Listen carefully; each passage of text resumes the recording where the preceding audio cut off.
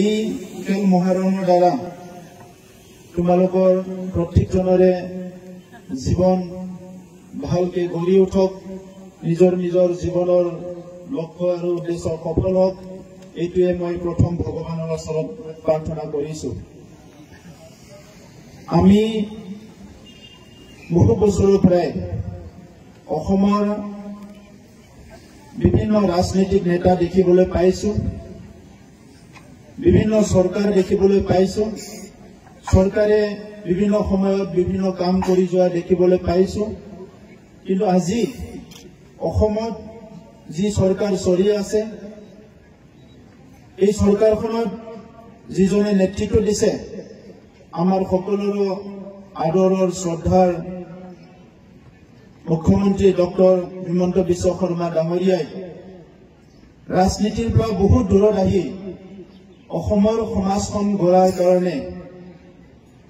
অসমৰ আহি থকা প্ৰজন্মক এটা শক্তিশালী ৰূপত গঢ়াৰ কাৰণে কিছুমান পলিচি, কিছুমান প্ৰকল্প ইতিমধ্যে হাতত লৈছে আৰু সেই প্ৰকল্প আৰু পলিচিবিলাকৰ ভিতৰতে এটা ডাঙৰ প্ৰজেক্ট হৈছে যে আজি আমি যি দেখিবলৈ পাইছো খেল মহাৰণ। এই খেল মহাৰণত অসমৰ প্ৰত্যেকটো জিলাখনত লাখ লাখ আমাৰ ছাত্ৰ ছাত্ৰী অংশগ্ৰহণ কৰিছে, যিসকলৰ দীঘলীয়া এটা ভৱিষ্যত আগৰ ফালে ৰৈ আছে। সেইসকলৰ শাৰীৰিক, মানসিক আৰু প্ৰত্যেকজনকে এজন সুস্থ নাগৰিক হিচাপে, মানুহ হিচাপে প্ৰতিষ্ঠা কৰাৰ কাৰণে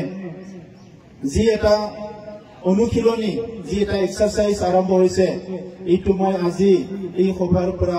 তেখেতক শলাগ লোৱাই নহয়, মই তেখেতক হাজাৰ হাজাৰ ধন্যবাদ জনাইছো।